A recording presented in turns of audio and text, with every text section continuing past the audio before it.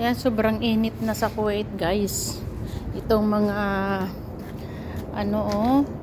mga tanim na masetas ay nalalanta na sa sobrang init. Ayan, lanta na, nalanta na sa sobrang init. O, tingnan yung itsura ng mga dito, mga tanim sa mga paso na namumulaklak na masetas. Sa sobrang init. Nako, nag-umpisa na ng summer sa Kuwait, guys.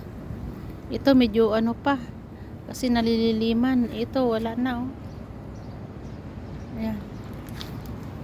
Sobrang init. Sobrang init na yan. Nalalanta ng mga tanim. Kita nyo naman.